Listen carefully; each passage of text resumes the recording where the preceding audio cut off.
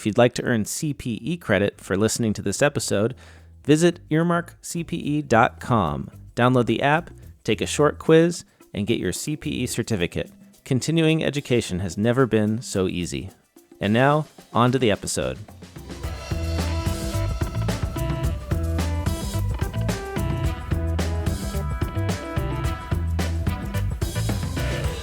This is Oh My Fraud, a true crime podcast where cheating spouses hide money instead of the bodies of former lovers. I'm Caleb Newquist. And I'm Greg Kite. So, Greg, you're divorced. Yes, I am. Thank you for bringing up my public shame on our podcast right out the gate. It makes me feel vulnerable and exposed. So you're ready. Yes. So now you're on the back. I got you on your back foot already. Great. Right. Perfect. Exactly. But sensitivities aside, obviously, as I understand your story, you didn't get divorced because you were living some kind of double life, hiding millions of dollars in offshore accounts to finance an international Playboy lifestyle, right? Right? That wasn't you.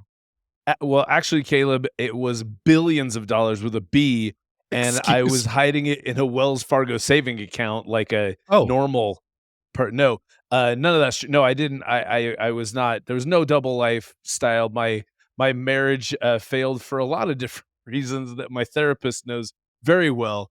Yeah. I mean, if we're being vulnerable, like my parents are divorced. My parents got divorced when I was in my early 20s. And it was similar. My parents were, I think, married longer than you and your wife were, but like similar thing where, the marriage at a certain point, the marriage was just over. Yeah. And, they waited a little bit longer to get divorced. But, yeah.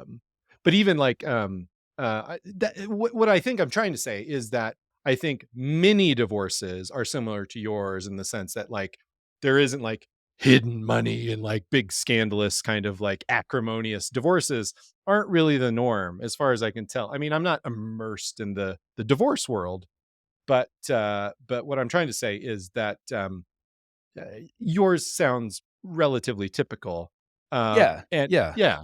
There was nothing, nothing crazy, nothing weird. It was, it was fairly straightforward. And because of that, I mean, it is funny because even with a straight, and the other interesting thing about how my divorce ended, which might be unique, is that we had like zero consumer debt when we got divorced. So, well, no, not true. We did have a car loan on the Toyota Sienna minivan that we had, but it was so close to being paid off that actually part of the divorce decree money side of stuff was that the Toyota Sienna would be paid off with the marital funds. So in terms of your finances, relatively simple also, yes, in terms of the division of assets. Yeah, it wasn't there was nothing too crazy. I mean, actually the probably the most complex thing we had to deal with was my business, which was just like all the little side hustles that I had, which even that ended up not being that complex. It was just a matter of me explaining that there was zero value in that business without me. So it's not like, she could take my comedy career and start doing my jokes. I guess she could do that, but wouldn't that be weird? That would be the weirdest. Yeah. So, but there is a kind of world out there. World? I don't know if it's a world, but like where there's these complex, acrimonious divorces where there's a lot at stake financially. And it's not that they're uncommon. I mean, maybe they are uncommon, but they seem to get a lot of attention and a lot of resources. Like when you hear about these stories, or if it's just regular nobodies that have money, they usually have to get a professional involved. Right. And that professional is usually to track the money and stuff. And that professional is usually a forensic accountant. Correct. And I would say this, from going through the process, it's hard. And again, my divorce was not acrimonious, but it's difficult to not at least have suspicions that the other person was squirreling away cash or didn't disclose Right. is some sort of asset or something like that. I don't believe that happened in my case, but I would be lying to say that I haven't sat and wondered sometimes Yeah. if that could have possibly happened, which is also so even if you don't get into these real complex, really acrimonious, there's so much going on emotionally when you're going through that it's hard to not just start thinking the worst about the person Yes. that you pledged your life to not too long ago. Yeah. So just kind of tee this up a bit. Our guest on today's show her name is Tracy Coenen, and she's a CPA and a CFF, which is, for those unfamiliar, which I kind of was, is certified in financial forensics. Anyway, Tracy does a few different kinds of forensic work, and we talk about all of them with her. But specifically, her latest foray has been what's called the Divorce Money Guide. And so we talked to her quite a bit about that. Yes, we absolutely did. And it was a great conversation. And rather than us yammering on any more than we already have about the interview, let's get into it. Here's Caleb and I talking with Tracy Coenen.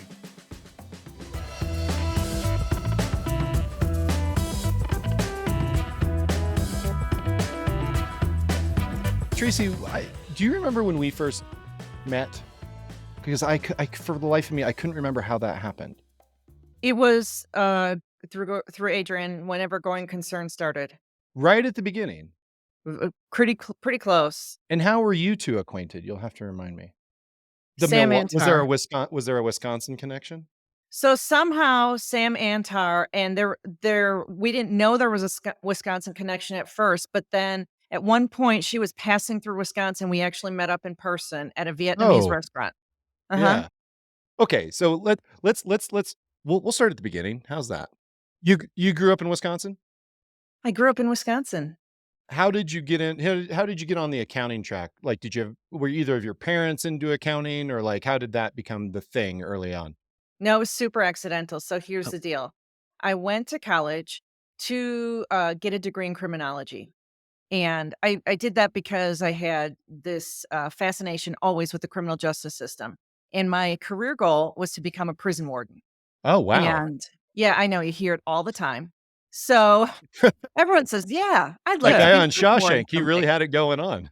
Right.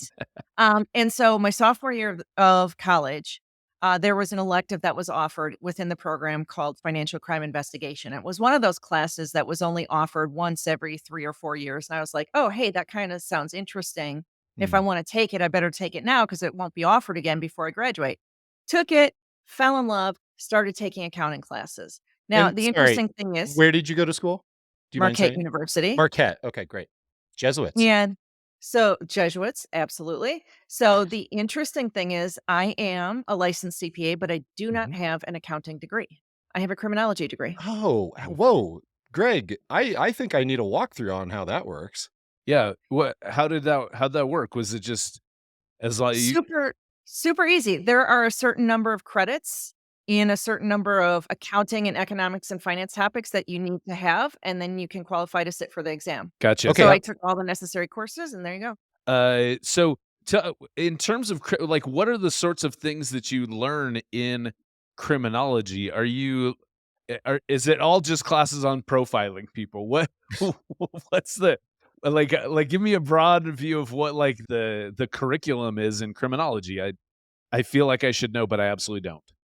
So you study theoretical stuff about crimes and criminals and why crime happens and stuff like that. Yeah, you study things like there was a course called probation and parole to understand what that's all about. Not Okay. not only the mechanics of it, but the theory behind it and all that kind of stuff. And you take courses about prisons, right? There was one class about prison.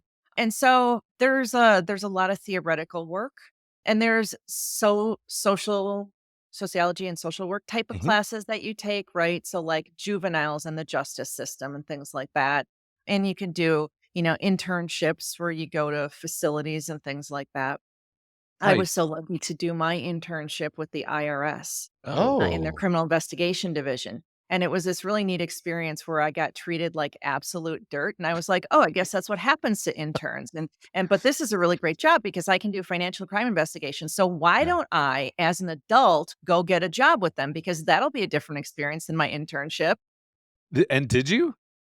I did. I worked for them for 3 months, and then I said, Which field "Thanks. office? No thanks, guys." Right. Which field office were you in? Milwaukee. You're in Milwaukee. Okay. Mhm. Okay, Wow. is it true or is it false that if you're in the criminal investigation division of the IRS that you have to take firearms training and that you pack heat? It is true. So 10 weeks of my 3 months was spent at the Federal Law Enforcement Training Center in Glencoe, Georgia, Uh-huh. and part of that was becoming firearm certified. Nice. Wow. Well, I'm not gonna lie, it was kind of fun to be there and play cops and robbers and learn how to serve a search warrant Okay. and how to arrest people and, body slam them and get cuffs on them when they're Yeah. struggling and all that kind of stuff. Yeah. Mhm. Yeah. That was like one of the highlights of my entire career was going there. It was 10 weeks in the middle of summer. It was hotter Ooh, than blazes. in Georgia. Yeah. But I mean, overall, the job itself and the folks that I was supposed to work with, it was not a good fit. I mean, I should not be a government employee. I shouldn't be anyone's employee. That's why I've been self-employed for 22 years. There you go. Okay. So MBA, CPA, and then what did you start doing? So I went to work for Arthur Anderson. Oh. So I was on the audit side, but I was a summer start. So I got to do a whole bunch of different things. I did the tax rotation because I wanted to learn that. Stayed there for about 18 months, and then I went to a local small forensic accounting firm for a couple of years to learn how forensic accounting works in the real world. Hmm. And then I left there and hung my own shingle 22 years ago. Oh my gosh. Yeah, Nice. You've been at it solo for a long time. I've been solo for a long time. Wow. So then, and looking at all your online presence, clearly your emphasis is fraud in the context of divorce. So that's about a third of what I do. Okay. Another third is fraud in the corporate context. So executive stealing, companies cheating one another out of money. And then the other third, I like to just say kind of litigation. So companies fighting over money, maybe estates where brothers and sisters are fighting over money, any kind of shenanigans where there's a question about where did the money go and how much is it? Gotcha. And I always say, I don't get it back for you, but I can tell you where it went. Yeah. Nice. And so what was kind of like when you hung out the shingle for the first time? Like what was like your first client that you landed, or what was like the early work that you were doing? So it was called Whatever I Could Get. So when Yeah, I yeah. very, very first started, I said, I'm a forensic accountant, but I took on tax work. I took on bookkeeping for small businesses. I took on anything I could to pay the bills. What I actually did the second I hung out the shingle is I ran to a temp agency that placed accountants, and I got a job temping so that I could, pay the rent with some part-time temping. And then in the rest of my time, try to work my contacts and stuff like that. And so early on, I got business from a couple of clients that I had worked with at my previous employer. I had reached out and said, I'm not here to steal any work from my previous employer, but I know that we did a couple projects that went really well and you were really happy with what I did.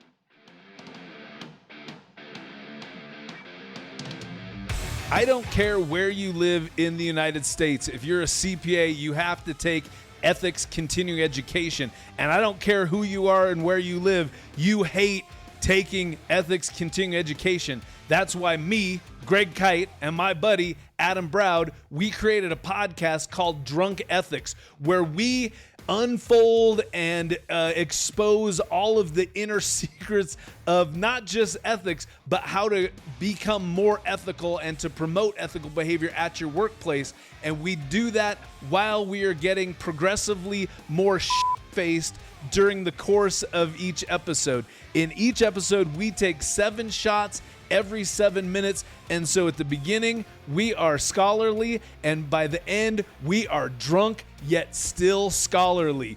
If you're interested in this podcast, which I know you are, anyone can listen to the podcast for free. It's out there. You can find it. But if you want CPE credit for it, NASBA certified CPE credit, it is a premium course on Earmark. So if you're already a subscriber to Earmark, it's going to be more than that. But listen, it's worth it because of two reasons. First off, you know your company, you know your firm's going to pay for it and not you. And second of all, it's worth it, damn it.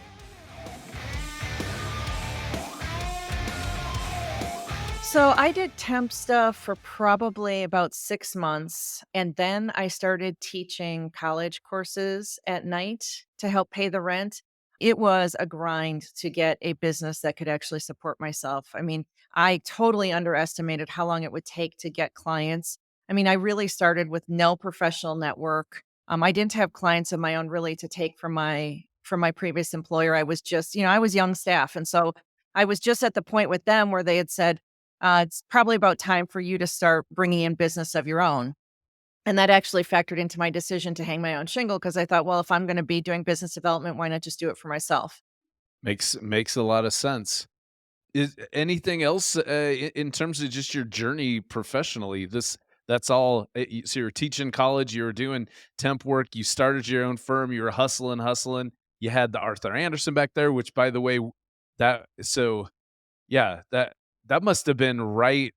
Did you leave right before the Enron stuff happened? Then I'm trying to do the math backwards for Ren left a 22. couple of years before that happened. Okay.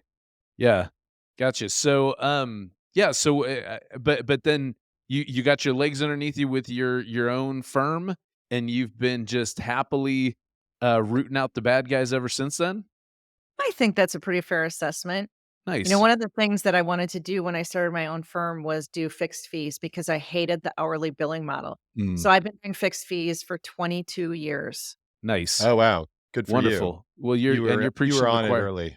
Yeah, you're preaching to the choir there. I am. I've been working with Ron Baker and his whole you know, Kill the Bill Blower group for gosh about 15 years now myself. So Tracy, was there a was there a like a big job? Was there a client that you landed or like a big assignment that you got that made you feel like, oh, I'm like where you kind of shifted from um, you know, you weren't faking it anymore. Not that you were ever faking it, but you were then you're like, oh, okay, this client like means I'm really doing what I want to do. Like, is there one thing that sticks out in your mind? They're like, oh, this is the big job. Like that's the job that changed everything. Well, so it took me a while to develop enough of a base to support myself, right? It took me a few years to do that. And then I started supporting myself, and that was all fine and well, but I plateaued. And I'm like, I don't get why I can't get my billings beyond a certain level. I've got this great offering. I'm fantastic at what I do. All this stuff, like I should be able to make a lot of money being a forensic accountant. And it was 2015 when I finally found the Holy Grail and just figured out how you do really, really well as a solo forensic accountant. So, yes, there is that moment. There is that year. I can point to 2015 as being the year. gotcha. But it wasn't one job. It wasn't like one Okay, big so it job or was something. my job. It was my Okay. billionaire divorce. Fine. It was the billionaire divorce. Oh. Yeah, that was a really, really big job. But somehow it just made it I just saw the light as to how to make it work and do big jobs Yeah, and yeah. get big fees and stuff like that. So, yeah. Gotcha. All right. Well, sorry, I didn't mean to. I mean, it is an interview, so I guess I do mean to pry. Greg. You didn't mean to pry. Yeah, of course. I was playing coy because I thought that would be fun. It's very fun. It was. I like it. The big reveal. This is good TV, is what this is. Now, I've got some nuts and bolts questions because, again, just from a cursory review of your websites, one of the the thing that stuck out to me was the divorce work that you do in terms of who's hiding money and trying to, be shady during their divorce. And one of the things that you have on there is the red flags, kind of like what are some indicators that this may or may not, that this is happening to you. But you said that since the divorce stuff is about a third of your practice and another third is like just corporate fraud investigation. I guess two questions. What are the main red flags that stuff's happening? And I'm wondering, is it the same for both Because generally fraud, there's so much similarities in terms of just criminal behavior. Is it the same red flags for both arenas? Sure, there's a lot of overlap in the red flags. I think the difference is that in the divorce context, it's very personal one-on-one interactions that I'm asking people to look at and analyze to determine if there's a red flag. So the personal aspect there versus like on the corporate level, there's corporate type interactions that make the red flags look a little bit different. But so you're right. Divorce being only about a third of my work. However, I've sort of taken some time this year to focus on the divorce side and providing resources to people who are getting divorced and who are seeing some of these red flags, but they probably don't know yet quite that they're red flags, right? Okay. So, someone is contemplating divorce in the process of divorce. Often there are suspicions about money. And my question is, well, is Chad just a jerk? And so you're going to be suspicious of everything he does, or is there really something you can point to that's a little bit more concrete that you can tell me with specificity is making you suspicious? So some of the things that we look at in terms of behavior, has your spouse become more controlling over the money, right? Okay. Where they don't want you involved, they don't want you to know things. Or have they taken away your access to information? Previously, you could log into the bank account and now you can't.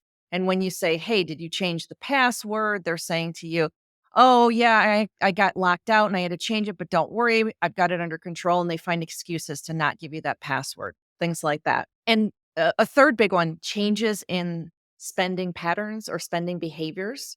So I like to say your husband maybe never went to the ATM before, or very rarely did, because you guys don't spend a lot of cash. And suddenly you see he's going to the ATM once or twice a week, taking out $300, $400, $500, maybe even more at a time, and can't really account for that. Mhm. Gotcha. What so it, in terms of that sort of stuff, just getting into some of the weeds because this is interesting to me.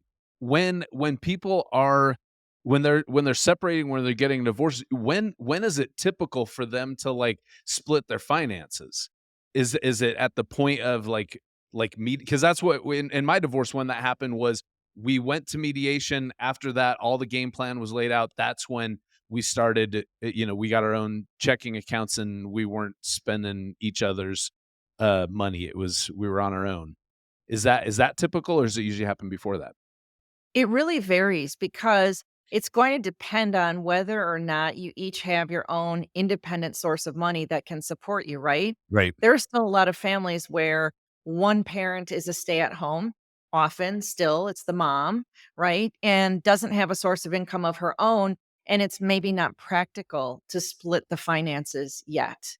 Or especially if there isn't a temporary order in place saying you're going to get X dollars a month to pay bills with. So there are a lot of situations where they continue to manage the finances together, at least for a period of time while they're in the divorce process. Right. But then going back to is Chad just is he a jerk or is he being is he doing something shady? And you go, okay, well, Chad could be a jerk where he's the breadwinner, his spouse is the stay-at-home parent, and then he just goes, we're getting a divorce, so I'm opening my own check account and all my direct deposits are going in there, and you're gonna have to beg me for any money that you want. Is that I mean, again, I where is it because That it's happens way too often, yeah. way too And often. again, how do you have a way of like rooting out if he's just being a dick or if he's uh or or if he's actually like trying to hide stuff in that situation? Well, certainly the way that we would figure out if he's trying to hide something is by going through all the bank and credit card statements and taking a look at all the spending to see where all the money is going. Okay. And in a very simple, straightforward sense, when we see money getting siphoned off, a cash withdrawal and we don't know where that money Right. went, or a payment to a strange sounding company that we've never done business with, or things like that, that's when we're getting evidence that Chad is doing something shady. Right. And so is and Caleb, sorry if I'm monopolizing here for a minute. So is the main thing that we're looking at in this is going, you've stockpiled assets or cash somewhere and those are not being disclosed during the financial proceedings of the divorce process. Well, there's that piece, but there's another one. Can you guess what it is, Greg? I can't because, is it that I'm not making as much money? Like I'm trying to show that my income is lower than what it really is? That's a good one. That's a good issue as well, but there's another big one. Hmm. It Mm. Sex, uh, drugs, and rock and roll, se addiction? addiction, or affairs. Okay. Mm. Yeah. Yeah, I like to call it the sex, drugs, and rock and roll. Mhm. Okay.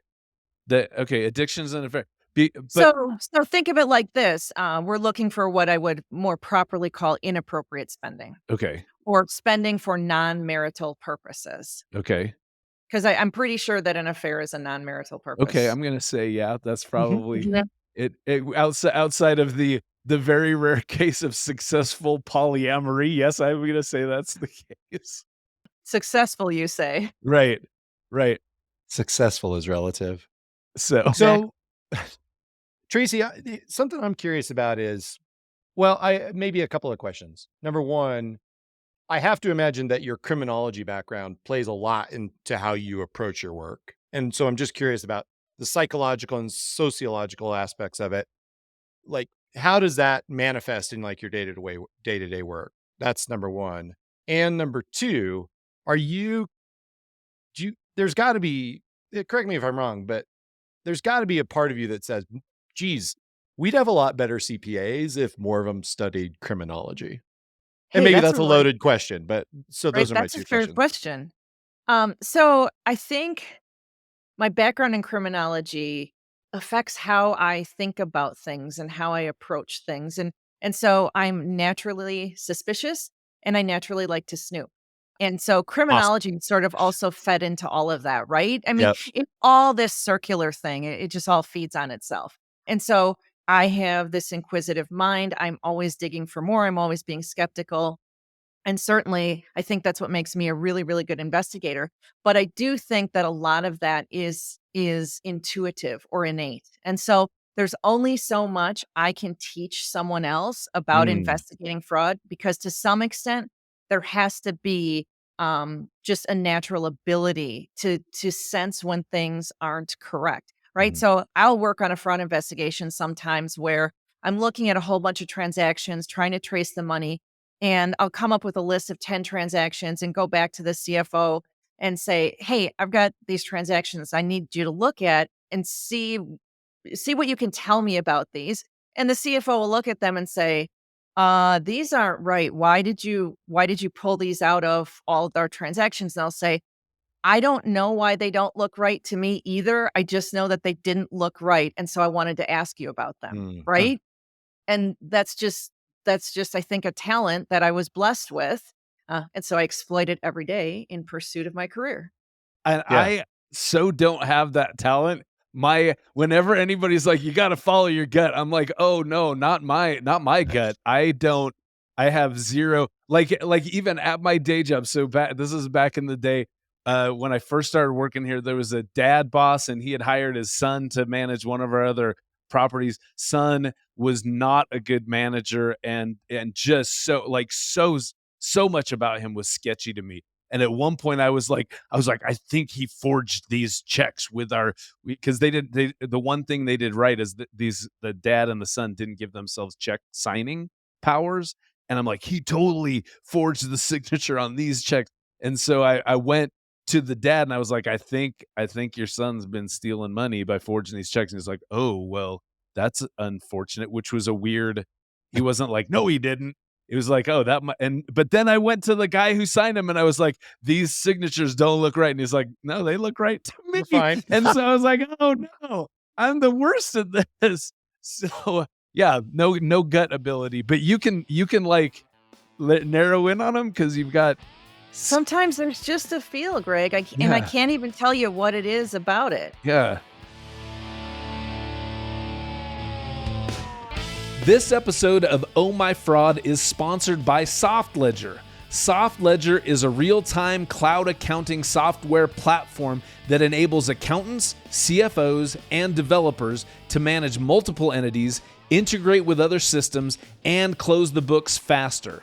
SoftLedger has everything you would expect from a cloud accounting app, like an adaptable GL, bank feed data, automated AP and AR, financial reporting, and cash flow tools. But SoftLedger is more advanced than other accounting packages on the market, as it can handle multi-currency, multiple businesses, properties, investments, subledgers, and SoftLedger is the first full-featured accounting system that supports crypto multi-wallet asset management with seamless integrations to crypto exchanges, giving you real-time transactional crypto accounting and reporting.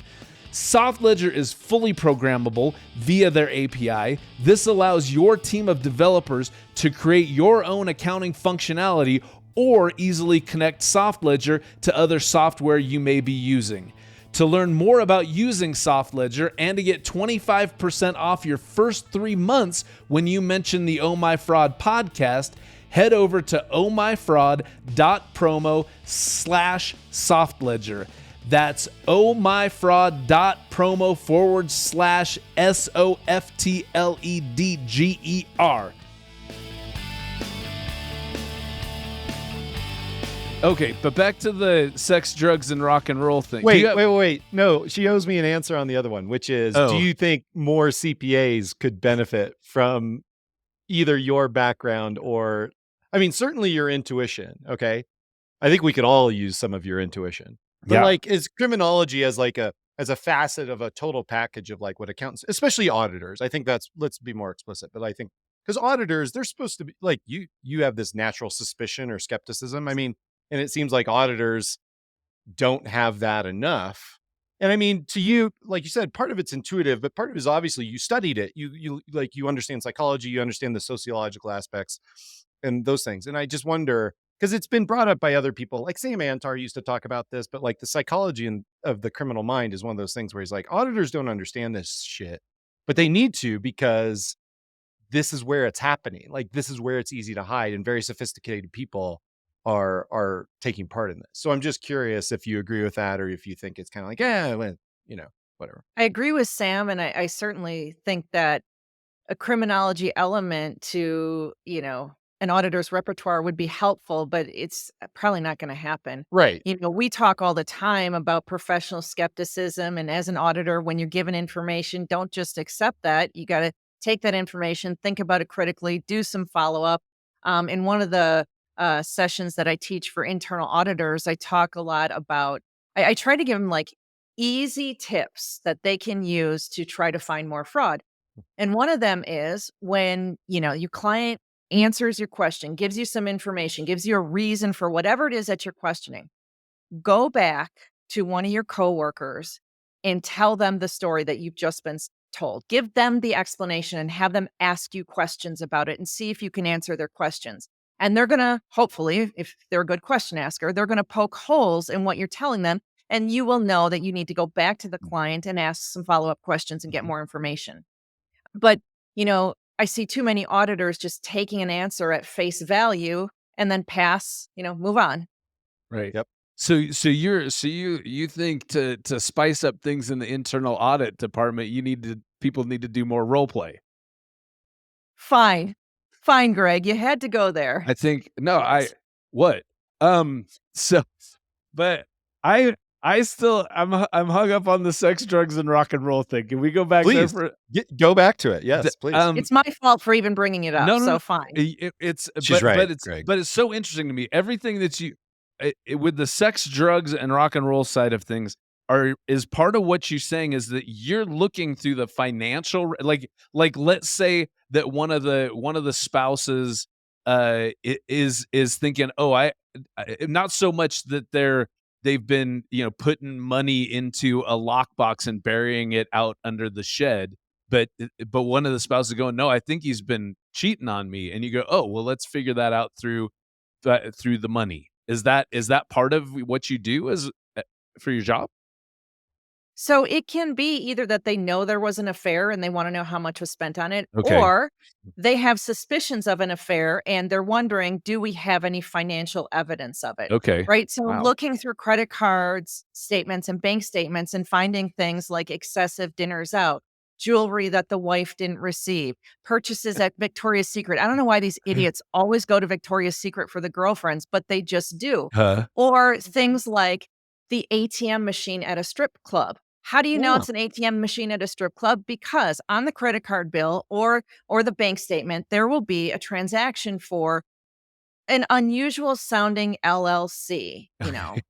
Three Brothers LLC. And you're like, what the hell is Three Brothers? And it'll have a city and a state. And so you start Googling. And if you Google enough and know what you're looking for, you finally find out it's an ATM at a strip club. Mhm. And so, we're just trying to find all of these kinds of charges and quantify that because half of whatever was spent on that is, the other spouse's money. And so I've been involved in cases where we found, $100,000, $200,000 spent on affairs, and we want credit back for that in the divorce. Okay, gotcha. And Yep. that's where I was gonna go. Is like, how does that factor? Because I know that like, it just the fact of having a divorce, at least in the state of Utah where I live, that doesn't really play into how the money is ended up divided. But what you're saying is that if you can say, oh, there was a bunch of money during the marriage that was spent on things that were clearly, outside of the boundaries of this marriage, then you have a claim for 50% of that back. Right. Nice. Okay. Very interesting. I learned now and same with the drugs. If it's like, hey, you've had a raging Adderall addiction, and half of that money that was spent on Adderall shouldn't have been spent on Adderall, same kind of thing. For sure. I mean, Okay. certainly with drugs, with prostitutes, it's harder to prove that because a lot of times there's cash transactions, right? Okay. But we'll be looking for that $5,000 cash withdrawal that the spouse can't account for. We've got his signature on the withdrawal slip, so we know he took it out. If he can't account for it, I default to you owe half back, right? Uh-huh.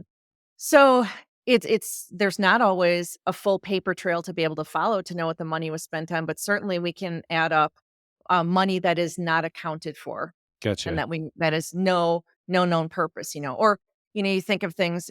It's not only the cash withdrawal; it's things like Greg, your paycheck, for whatever reason, you don't have direct deposit, you still get an actual paycheck and you run to the bank and deposit it, but you siphon off $1,000 every paycheck in cash and only put the balance of your paycheck in the bank account. Your spouse maybe never noticed that all along, but we can go back and figure out what was siphoned off in that way. And again, Greg, if you can't account for what happened with that cash, we will assume that it was for nefarious purposes. Gotcha. And then I'm assuming the rock and roll portion of this is that if one of the spouses is buying a lot of like Rush albums, because Rush is just objectively a shitty band, and that any spouse would be like, this is not an acceptable way to spend our marital funds on Rush, on Neil Diamond, on Josh Groban, those I'm sorts excited of for the things. hate mail. I'm It's- excited Who are for the you hate mail. trolling at this point? You're trolling someone with the Rush references, No, aren't you? No, Oh, yes. yeah, Rush. I'm trolling Rush. Have you listened to have you heard their music? And their fans, Greg. And their fans. They're the They will worst. they're coming for us now. Yeah. And now Which I is know exciting, but also whatever. How about if we call the rock and roll, we just use that to refer to any sort of other vices or spending that was not in the best interest of the marriage? Okay, gotcha. Yeah. Okay. And that's the scope of that seems limitless. Yeah. So if I may, Tracy, You what may. is the weirdest or most interesting thing you've come across in the rock and roll category? I mean, there's prostitutes, there's strip clubs, there's drug use. I mean, these kinds of things that normally where you would expect the cheating, we'll just Yeah. say it, cheating husband most of the time. And prostitutes and strip clubs to me would be categorized under the sex part of the sex, drugs, and rock and roll. Yes, true. and that's what I'm saying. So like setting all that stuff aside, I mean, and maybe there's, but I'm just curious about what are the more interesting kind of inappropriate spending that you've seen. Yeah. Well, I'm not sure how interesting you will think this is, but what I've seen on more than one occasion is people who want to be day traders and they end up Oh. like wasting like the 401k Sure. and any investments that they had. I mean, I've seen that enough times. Like, and don't get me wrong, I like day trading too. It is fun and interesting, and you can make money doing it if you know what you're doing. And most people who get involved don't know how to do it, Right. and therefore they lose all of their family's money. And now when you bring crypto into it, so now we're having cases where like, hey, I know my husband put some money into crypto and he won't tell me anything about it. We don't know No. how much is there, and did it lose value, or is it worth millions, and I don't even know. So it's getting Not more good. interesting by the day. Yeah. Yeah, like that shit is getting real right now. Well, yeah, a year ago, 2 Mhm. years ago, everyone's like, "Oh, it must be worth millions." And now it's like, "Yeah, we don't know if what it's worth, if anything." Right. Yeah, absolutely. Especially the, Mm. the NFT stuff that's always been a somewhat bizarre market. So well, I guess I've got so many questions. I don't know which ones are gonna be the interesting ones. What I've got one if you need to think on it, Greg. let me If it's not interesting, I'll just tell you. Okay, I got let me just because I think this will help wrap up the rock and roll side of things. So these rock and roll day traders are wasting all the money with the the family's 401k, all their savings on this day trading because they're shitty at day trading. Isn't that but like you're getting divorced because in that case because your partner's a fucking idiot, and so isn't that kind of like but you can actually get like somehow go, "No, you were the idiot and you lost this money because you're an idiot, so that shouldn't have affected me." Is that Well, so that's really interesting because there are cases where the defense is, "You knew I was day trading. You agreed Yeah, to it. Like, we made this decision together, okay, and now you're mad because I lost all the money." okay, And so it's not a clear-cut situation. It really depends on what happened in your marriage, right? But let's say he was secretly day trading, okay, right? gotcha. Judges don't like that if you're, losing all of the family's money.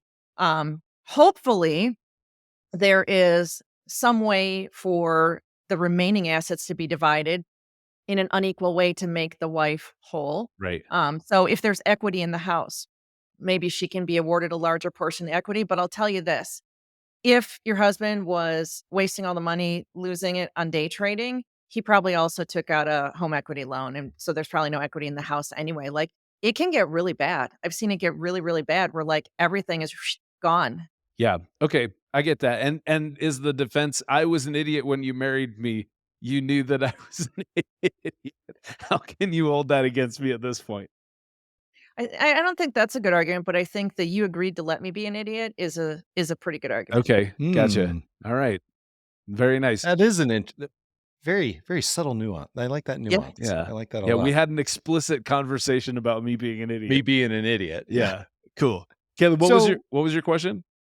yeah, my question is, I think on your website you say something about, you know, having a forensic accountant kind of having your back in these proceedings is something that isn't just for rich people. Like you're trying to like give regular folks that are going through these things, access to a professional like yourself. So I just would love to hear you talk about that a little bit and why you're trying to kind of, because like you said so yourself, like the thing that kind of made you have the aha moment was the billionaire divorce. But like your website seems to suggest that it's like, look, this isn't just for billionaire divorces. This is for regular people that, they don't have $1 billion, but the wealth that they've built is important. And when you're going through these proceedings, it needs to be fair. And the statistics show that women are disproportionately worse off after the divorce than they are in the marriage. So it's a big risk to them Right. financially. So I just want to just hear your thoughts on that.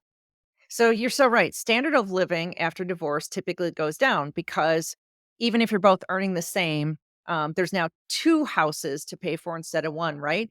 But proportionately speaking, that standard of living drops further for women in the vast majority of cases than it does for men. So Mhm. super interesting. But yes, so forensic accountant in a divorce. I think that probably 95% of people are divorcing can't afford one. Hmm, It takes $10,000 to get started with a forensic accountant in a hmm, divorce. And I just don't think, divorces are expensive, legal fees are expensive. And to Mhm. plunk this on top of it, unaffordable. In many cases, there are suspicions, but the amount of money at stake might not warrant.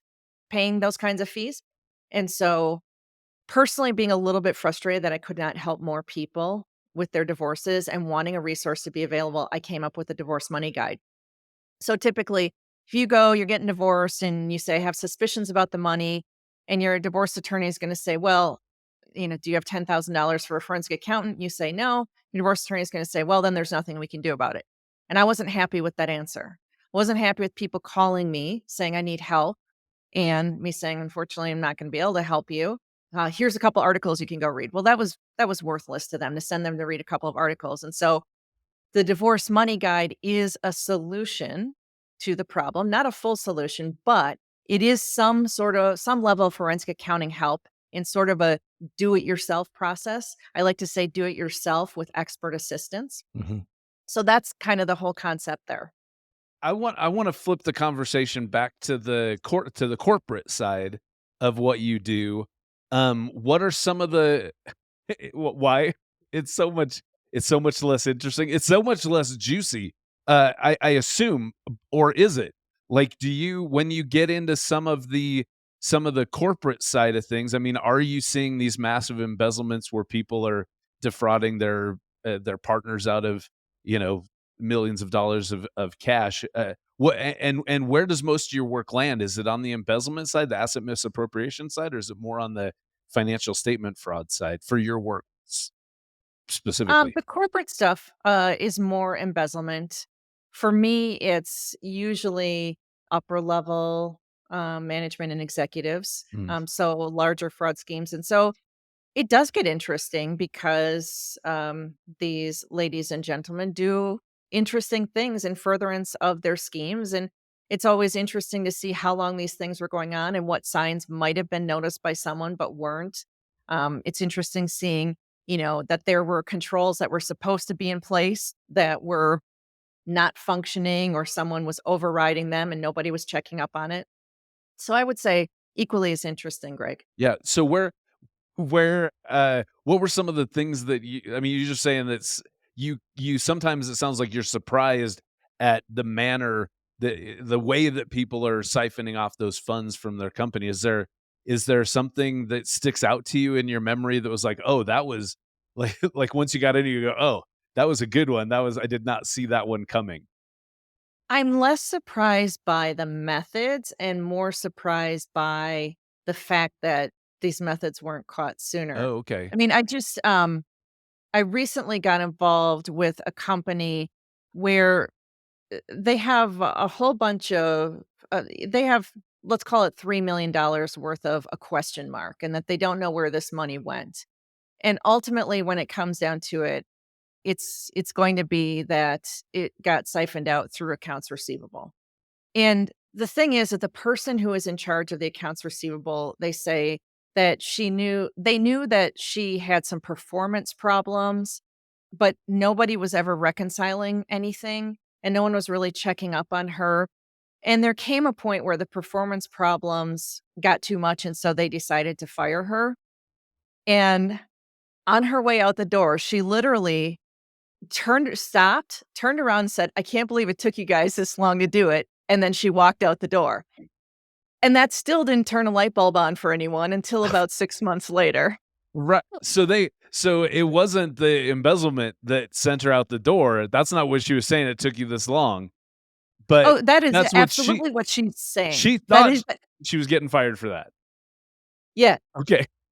And she Wow. was not. That's amazing. right.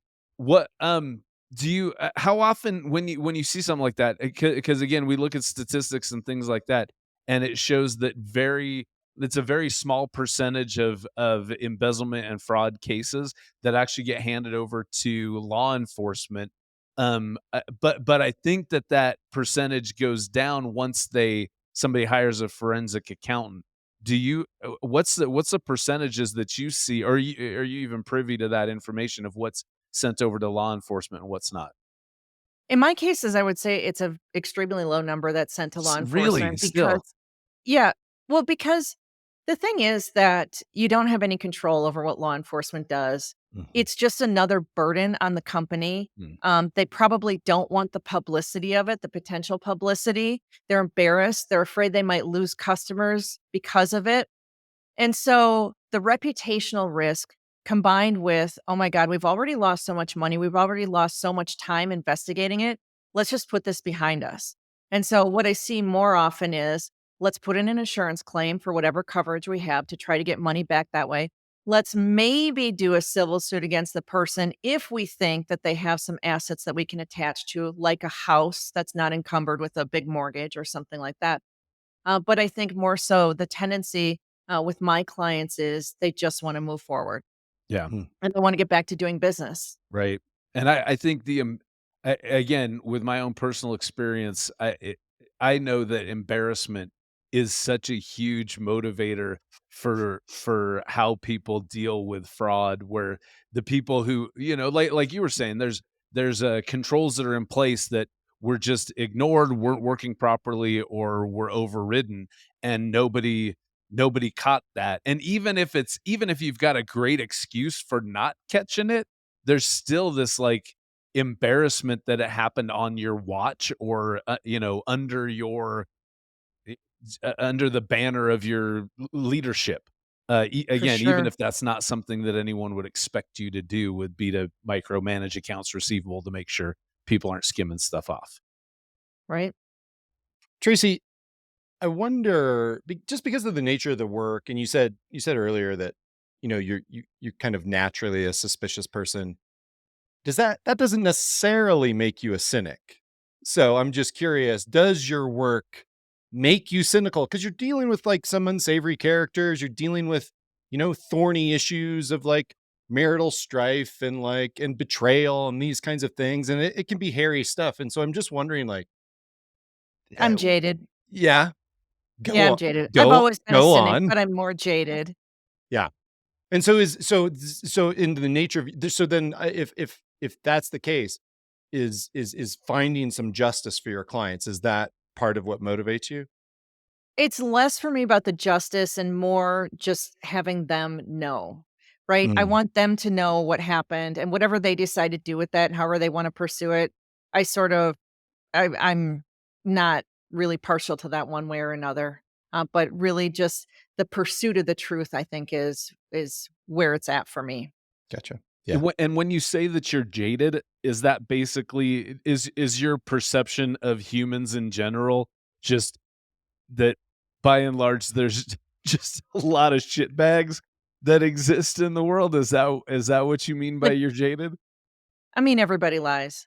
Like Yeah. everybody's always lying to me, right? Yeah. Mhm. I'm always thinking they're lying. I'm always suspicious of them. Yeah. Yeah. And you feel like you've have evidence that everybody, because it sounds like you're just thinking that's how the world, everybody cheats, everybody lies. This is such a bleak existence that we live in. Is that has that been confirmed empirically for you?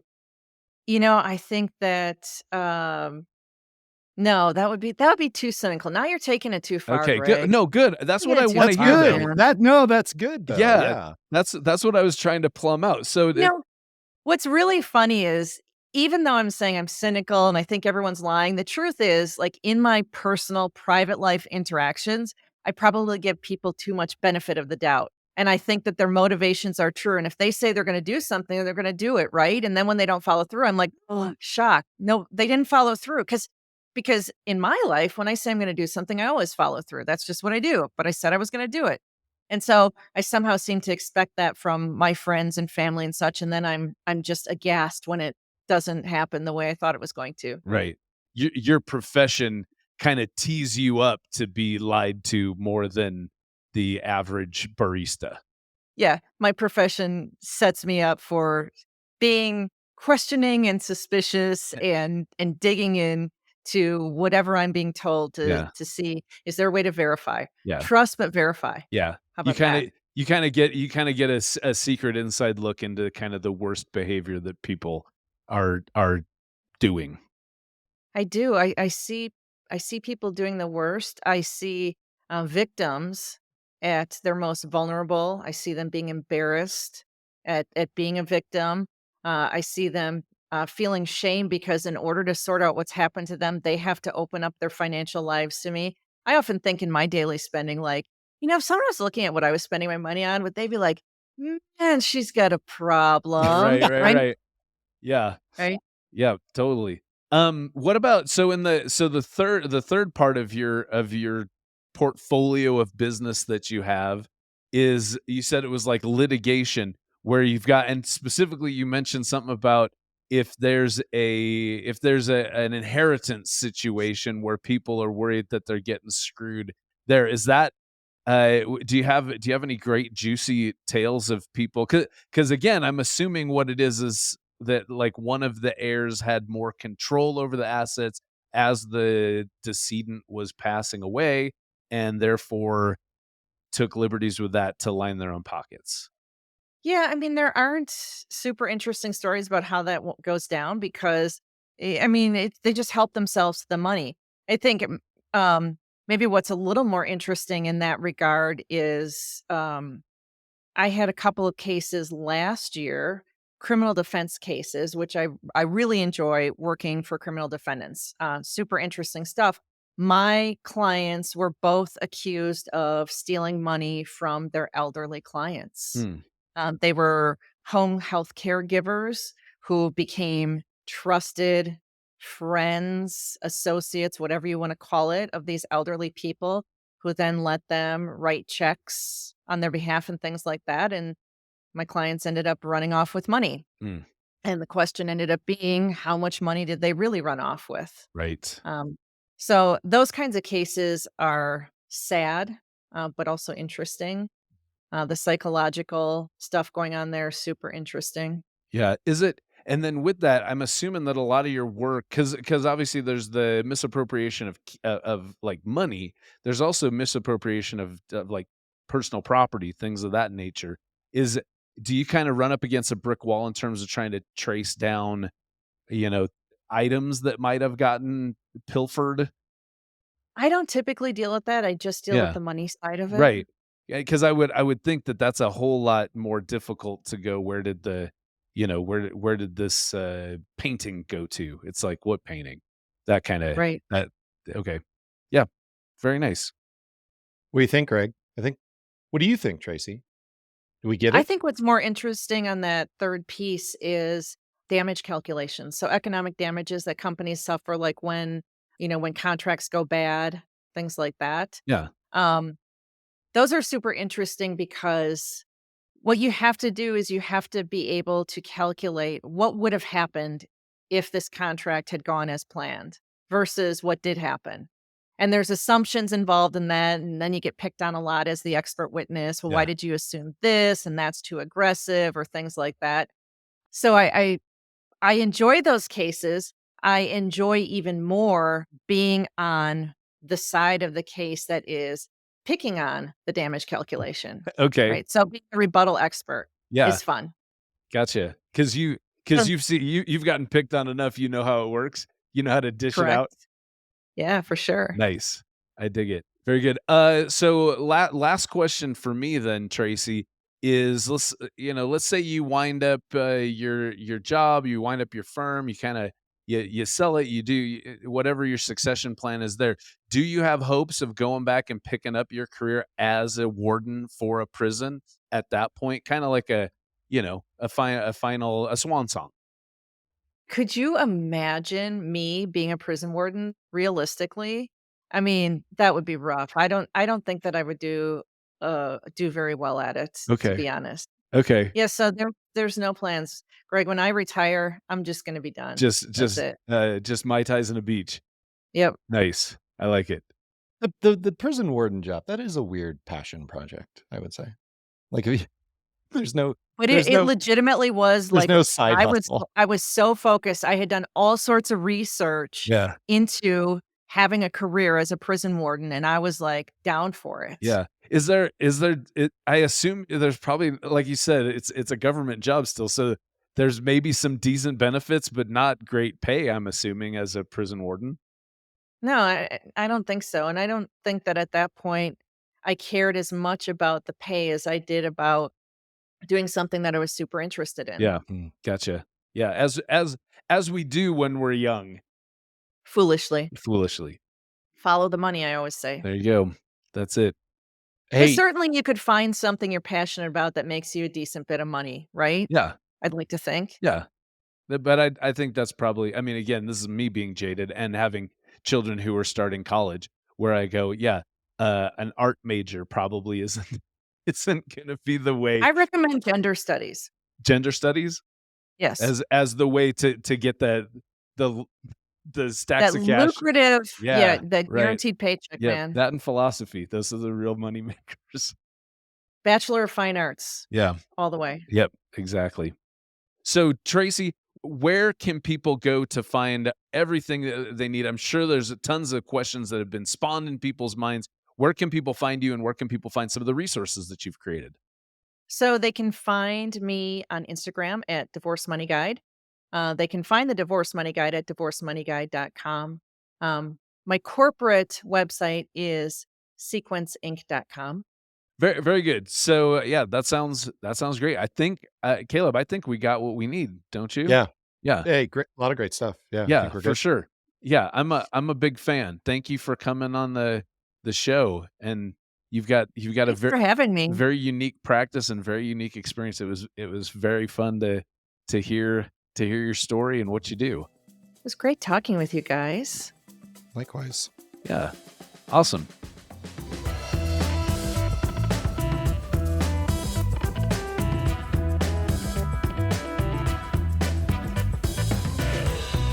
So, Greg, that was great. I think we learned something. Did we learn anything? We absolutely I absolutely learned some stuff, Caleb. Oh, good. First off, I had no idea that money spent by one spouse on non-marital shit can factor into the division of assets. I had no idea about that. I mean, obviously she did make it clear that like it had to be kind of a secret behind the scenes, like I'm doing this without, you know, without this being fully agreed upon by both partners. But I really didn't know that at all because I thought, she talked about like if one of the spouses is just a dumb shit Hmm. that Yeah. that can factor into it, and it's not because I kind of go, if you just happen to marry, so it's kind of like, what if you married someone who ended up being just a lazy slob. Mm-hmm. That sucks, but you married a lazy slob. So if you marry someone who's just you know, has shit for brains and makes horrible financial decisions or is day trading, then Yeah. that's who you got, and that's why you're getting divorced, and it's not going to be fun. But anyway, so like I said, I didn't know that could factor into it at all. Yeah. And part of that, it just reflects on the fact that you don't know what you don't know when you're, because I've even been through the process and I didn't know that, Yeah. which is why one of the many reasons why it seems like her guide would be a hugely valuable to her money divorce guide. Yeah. I think for me, what was validated in this conversation is that divorce is one of those things where, we have I don't know quite what the quite way to do.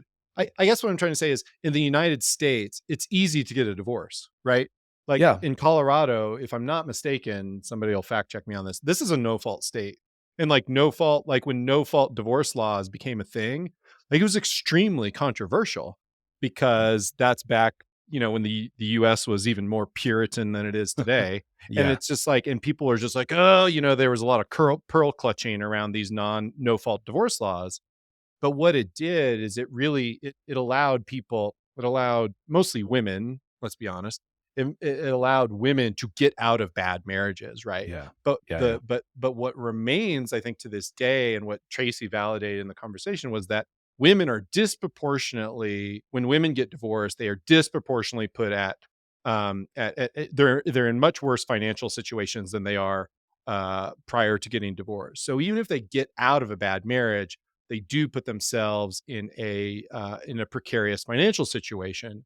And so something like the Divorce Money Guide is something that I think could be a very useful resource to a lot of people, a lot of those people, being women, most likely, because it is.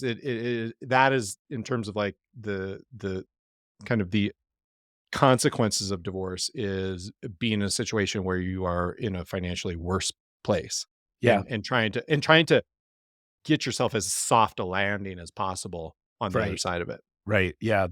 And I think that's it. What you were just saying is that you're not gonna, even if you have the $10,000 minimum to hire a CFF to go through all your stuff, you still might not find much. You might not get the bang for your buck because you just don't know what may or may not be hidden. And maybe it's just your natural suspicions have been peaked because of the horrible thing you're going through with this former lover of yours. Yes. So I was also intrigued by Tracy's like she had a criminology background, which I didn't know.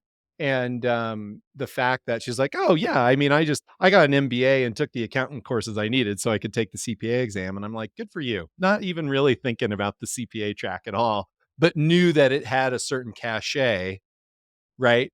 Yeah. And pairing that with kind of her desire to, do the forensics and the fraud stuff, I think was smart on her part and was able to, she jumped through the hoops the right way to do it. And I mean, this podcast is eligible for CPE if you listen on Earmark. So it's like, if you are looking, to jump through a hoop, I don't know what I'm saying all of a sudden, but in any case, jump through the hoops to get from criminology to certified public accountant land. Right. I don't think this is one of the requirements for licensure, but to maintain. Yeah. Right. Yeah. Exactly. To maintain. Yeah. There you go. Anyway, but yeah, Tracy was a great guest. Maybe we'll have her back. I don't know. Are we going to double up? I don't know. Yeah. Who knows? The future is uncertain, but that's right. Regardless, that's it for this episode. And remember, if you are not hacking it at a CPA, you can always retool and become a prison warden. And also remember, everyone you know is lying to you and stealing from you. Or at least it feels that way if you're a forensic accountant. If you want to drop us a line, send us an email at ohmyfraud@earmarkcpe.com. And if you want to reach out to Caleb directly, where can people find you out there, Caleb?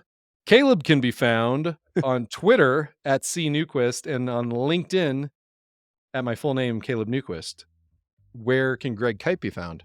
A great place to find me is also on Twitter at Greg Kite and LinkedIn. I'm Greg Kite CPA.